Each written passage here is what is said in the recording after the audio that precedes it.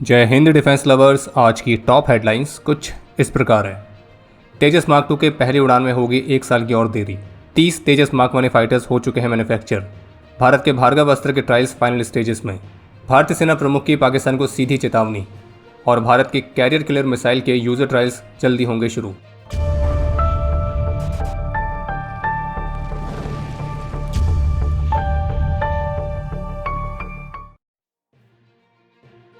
नई दिल्ली में स्थित मानेकशॉ सेंटर में एक इवेंट आयोजित किया गया था और इस इवेंट के दौरान भारतीय सेना प्रमुख से एक प्रश्न पूछा गया कि अगर पिछले साल के जैसे ही ऑपरेशन सिंदूर को जन्म देने वाली कोई परिस्थितियां दोबारा से उत्पन्न होती हैं तो फिर ऐसे में जो भारतीय सेना है वो कैसे प्रतिक्रिया देगी। तो इस प्रश्न के उत्तर में भारतीय सेना प्रमुख का स्पष्ट रूप से कहना था कि अगर आपने मुझे पहले भी सुना हो तो मैंने जो कहा था कि अगर पाकिस्तान वहां आतंकियों को पनाह देना और भारत के खिलाफ कार्रवाई करना जारी रखता है तो फिर पाकिस्तान को तय करना होगा कि वो ज्योग्राफी या हिस्ट्री का हिस्सा बनना चाहता है या नहीं। और अगर दूसरी तरह से देखा जाए तो पाकिस्तान के लिए संदेश बिल्कुल स्पष्ट है कि सुधर जाओ, वरना अगर भारत की फोर्सेस सुधारने पर आएंगी तो फिर आपको अपना अस्तित्व भी खोना पड़ सकता है। इसके अलावा एक अपडेट यह है कि भारत ने इंडस वाटर ट्रीटी पर आए so called court of arbitration के डिसीजन को कम्प्लीटली रिजेक्ट किया है और ये कहा है कि ये जो ट्रिब्यूनल है ये इलीगली कॉन्स्टिट्यूटेड है और ये इसकी कोई लीगल वैलिडिटी नहीं है।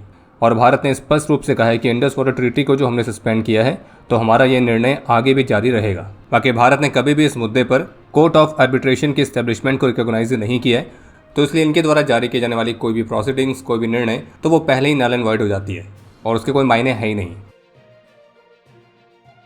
तो जैसे कि HAL और भारतीय वायुसेना के बीच जो तेजस मार्क 1 फाइटर्स के इंडक्शन को लेकर एक महत्वपूर्ण रिव्यू मीटिंग होनी थी तो अभी होनी बाकी है, लेकिन इसी बीच कुछ अपडेट्स निकल के सामने आए हैं। जैसे कि तेजस मार्क 1 के लिए GE की तरफ से 6th इंजन भी HAL को डिलीवर हो चुका है और उम्मीद की जा रही कि इस वर्ष अगस्त और सितंबर के बाद से इंजन्स की डिलीवरी में थोड़ी और तेज़ी देखने को मिल सकती है। हालांकि जब तक ये हो नहीं जाता तब तक इसको हम केवल एक संभावना लेकर ही चल रहे हैं, विशेष रूप से पास्ट रिकॉर्ड को देखते हुए, क्योंकि इस तरह के प्रॉमिस पहले भी कई बार किए जा चुके हैं और उसके बाद क्या हुआ है हर किसी को पता ही है। ऐसी भी रिपोर्ट्स हैं कि HAL ने करीब 30 तेजस मार्क 1 जेट्स को ऑलरेडी मैन्युफैक्चर कर लिया है, जिनमें फाइटर और ट्रेनर दोनों ही शामिल हैं और इनको कैटेगरी बी इंजन्स का इस्तेमाल करके ऑलरेडी फ्लाइट टेस्ट भी किया जा चुका है। पर चूंकि GE की तरफ से नए इंजन्स की सप्लाई होनी अभी बाकी है तो इसी वजह से फाइनल डिलीवरी में अभी इनको समय है। इसके अलावा जो तेजस मार्क 2 है जिसके पहले उड़ान परीक्षण की उम्मीद की गई थी इसी वर्ष में आने वाले कुछ ही महीनों में, लेकिन अब उम्मीद की जा रही है कि ये पहली उड़ान अगले साल यानी कि 2027 तक ही देखने को मिलेगी और कारण बताया जा रहा है कुछ टेक्निकल इशूज़। बाकी जो RUAV 200 है उसका प्रोटोटाइप बना लिया गया है, उसकी ग्राउंड टेस्टिंग चल रही है। वहीं जो कैट्स वॉरियर UCAV है तो उसकी पहली उड़ान भी अगले साल कंडक्ट करने के लिए शेड्यूल की गई है। भारत की solar defence and aerospace limited द्वारा बनाया गया जो भार्गव अस्त्र नाम का multi layer micro missile anti drone system है तो ये अपने ट्रायल्स के फाइनल स्टेजेस में है जो कि इस वर्ष के अंत तक कंप्लीट हो जाएंगे। और भार्गव अस्त्र के अभी तक टोटल 3 ट्रायल्स हो चुके हैं। इस डिफेंस सिस्टम को स्वार्म ड्रोन्स, लॉयटरिंग म्यूनिशंस तो इस तरह के लो कॉस्ट एरियल थ्रेट्स को न्यूट्रलाइज करने के हिसाब से डिज़ाइन किया गया है और ये एक मल्टी लेयर डिफेंस सिस्टम है। इसके लेयर 1 में आते हैं अनगाइडेड माइक्रो रॉकेट्स, जिसमें ये स्वार्म ड्रोन्स को काउंटर करने के लिए एक साथ मल्टीपल रॉकेट्स को फायर करता है और इनकी इंगेजमेंट रेंज लगभग 2.5 किलोमीटर तक है और स्वार्म ड्रोन्स जैसे थ्रेट्स के खिलाफ ये काफ़ी ज़्यादा इफेक्टिव है।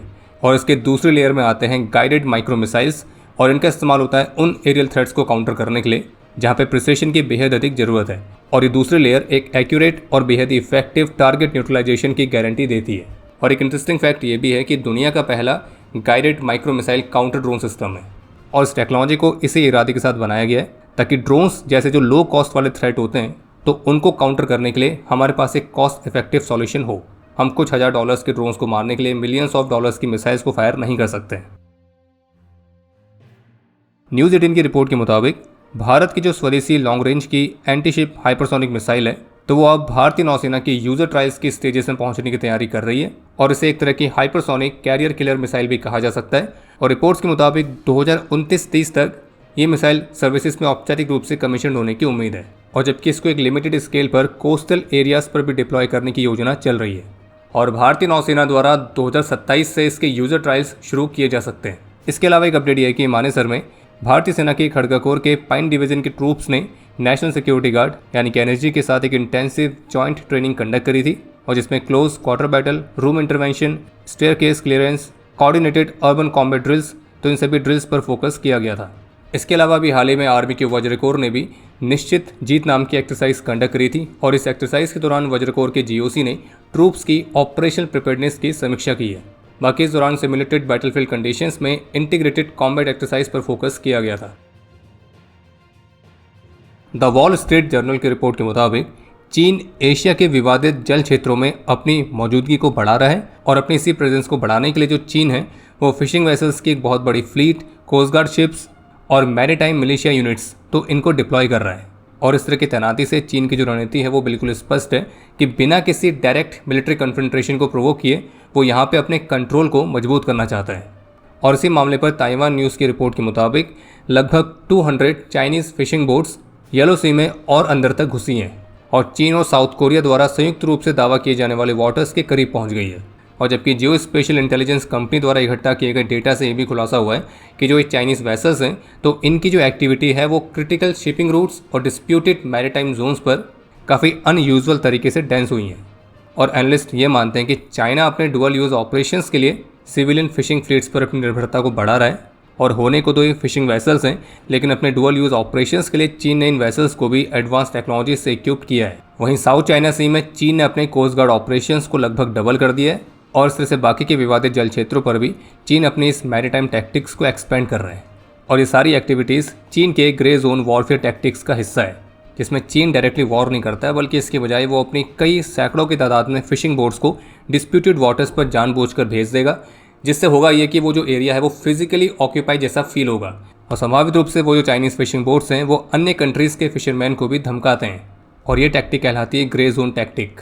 और कभी कभी ऐसा भी होता है कि 100 से भी अधिक तादाद में जो बोट्स है वो एक साथ किसी डिस्प्यूटेड एरिया में घुस जाती हैं और अगर कोई दूसरी कंट्री उस पर रिएक्ट करे तो ऐसा लगेगा कि उस दूसरी कंट्री ने सिविलियंस पर एक्शन लिया है और इससे जो मामला है वो एस्केलेट हो सकता है और चीन इसका एडवांटेज ले सकता है।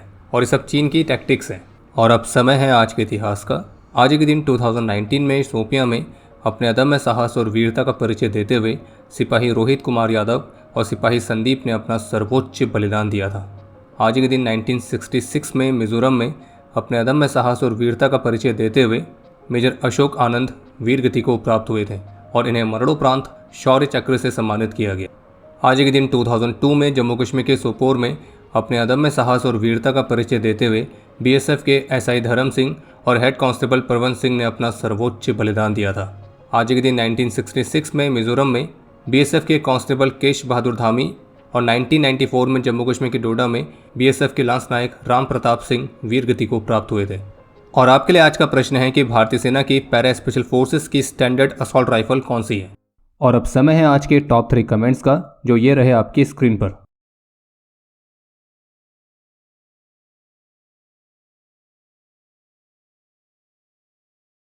उम्मीद है आपको आज का एपिसोड पसंद आया होगा। पसंद आया तो वीडियो को लाइक करना ना भूलें। आपके कोई भी सुझाव या सवाल हो तो उसके लिए कमेंट सेक्शन ओपन है। और अगर आप डिफेंस रिलेटेड और भी एक्सक्लूसिव कंटेंट में दिलचस्पी रखते हैं तो आज ही प्ले स्टोर से डिफेंस स्क्वाड की सुपर ऐप को डाउनलोड करना ना भूलें। और अगर आप चैनल पर पहली बार आए हैं तो squadron.in पे जाके हमारे नए डिज़ाइंस को भी चेकआउट जरूर करें। बाकी जल्द मिलेंगे नए एपिसोड के साथ। तब तक के लिए जय हिंद, जय भारत।